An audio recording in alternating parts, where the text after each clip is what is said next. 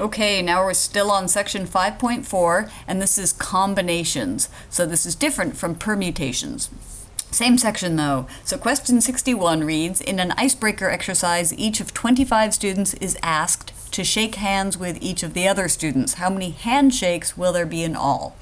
So, again, for each one of these combination permutation questions, you want to ask yourself, is this a combination or is it a permutation? Combination or permutation? Permutation. Permuting. So remember, the way I think of it is P stands for prize, and in a prize, order matters. So it matters, this one, prize, order matters for permutations. So with our handshake question, the question is, does order matter? So if Kate is shaking hands with Vassos, that is the same as if Vassos is shaking hands with Kate. Remember Vassos from the previous problem with Greek alphabets? So they are the same. So in this case, order does not matter. So we're dealing with combinations. Order does not matter.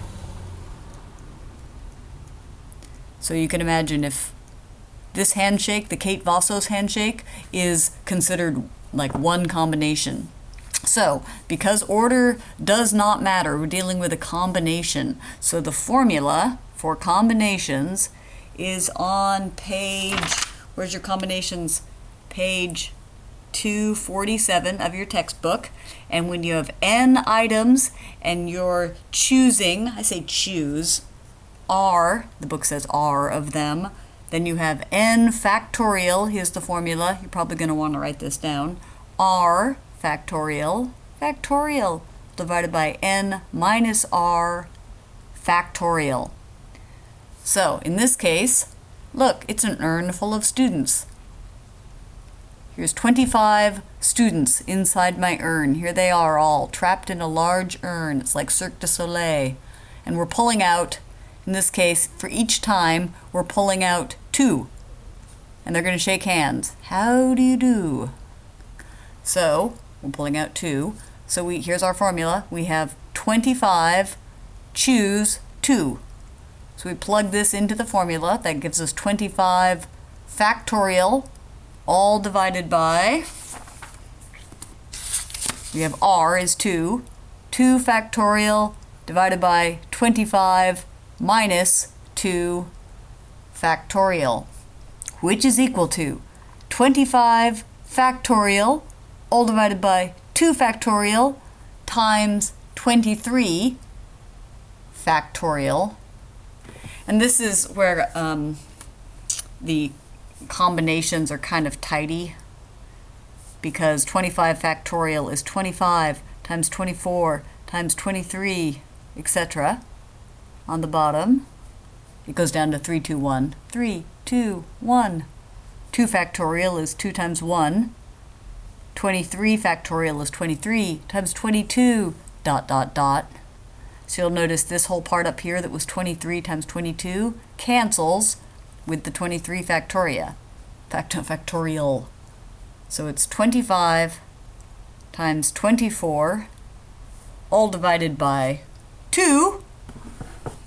And I pull out my trusty calculator, and that should be 25 times 12, 300.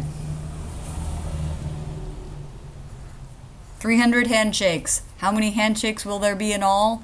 300. So, combinations, the example problems that talk about combinations are problems like handshakes, because order doesn't matter. Games, if you say, how many games between, you have 5 teams and you're choosing, how many games will be played between all if each team has to play each other? Because in this case, the order doesn't matter. If you have the Seahawks playing the 49ers, it's the same as the 49ers playing the Seahawks. So handshakes, games, I think there was an example with committees. We're going to pick 5 people to be on a committee. The order doesn't matter. They're just all going together.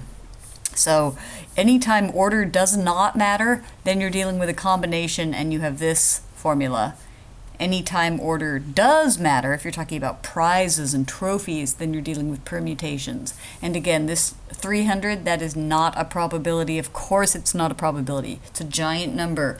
So 300 is just the number of handshakes. So you should be able to do a problem like this for your test.